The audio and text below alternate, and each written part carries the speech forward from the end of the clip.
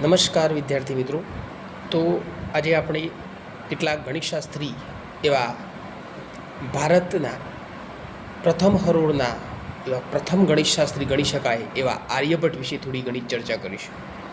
તો આર્યભટ્ટનો જન્મ કુસુમપુરા એટલે કે પહેલાંના સમયમાં પાટલીપુત્ર તરીકે ઓળખાતું હતું મિત્રો.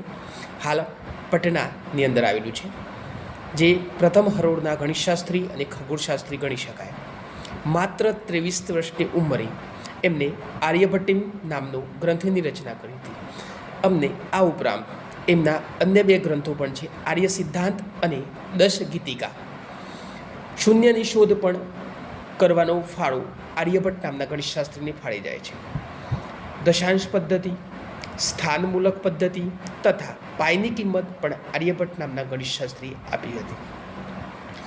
પાયનું મૂલ્ય એટલે કે પાયની કિંમત આપણને એક બધાને ખ્યાલ છે કે 22/7 અથવા 3.14 અથવા 180.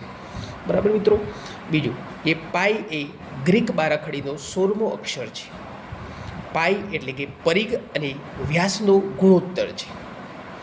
ત્રિકોણમિતિ, ત્રિકોણ, શંકુ, વર્તુળના ક્ષેત્રફળ શોધવાના સૂત્રો પણ આર્યભટ્ટે આપણને આપેલા છે. આર્યભટ્ટને સમગ્ર ગણિતશાસ્ત્રીના પિતા તરીકે ઓળખવામાં આવે છે. આપણી સરકાર એટલે કે ભારત સરકારે અવકાશમાં છોડેલ સૌપ્રથમ ઉપગ્રહ કે જેમને આર્યભટ્ટ નામ આપવામાં આવ્યું હતું, અને એ 19 એપ્રિલ 1975ના રોજ સરકારે છોડેલો હતો. 2009માં ઇસરો એટલે કે ઇન્ડિયન સ્પેસ રિસર્ચ ઓર્ગેનાઇઝેશનના વૈજ્ઞાનિકો દ્વારા એક નવો બેક્ટેરિયા શોધાયો, જેને બેસિલસ આર્યભટ્ટ નામ અપાયું. પૃથ્વી ગોળ છે, પોતાની ધરી પર ફરે છે, તેથી જ દિવસ અને રાત થાય છે, આવું અનુમાન કરનાર પણ આર્યભટ્ટ જ હતા. પાયનો દિવસ એટલે કે પાય દિવસ આપણે 14 માર્ચના દિવસે ઉજવીએ છીએ. પાયની સંજ્ઞા આપનારનું વૈજ્ઞાનિકનું નામ છે એટલે ગણિતશાસ્ત્રીનું નામ છે વિલિયમ જોન્સ, જેણે 1706ની અંદર પાયની સંજ્ઞા આપી હતી.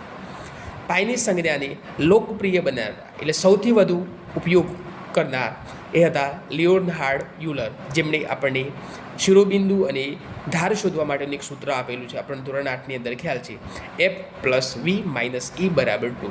તો આ વિડીયો જો આપણને ગમ્યું હોય તો આ વિડીયોને લાઇક અને ચેનલને સબસ્ક્રાઈબ કરવાની બાકી હોય તો ચેનલને સબસ્ક્રાઈબ જરૂરથી કરજો. આવા અન્ય પ્રકારના વિડીયો રોજ બરોજ લાવતા રહીશું. ધન્યવાદ.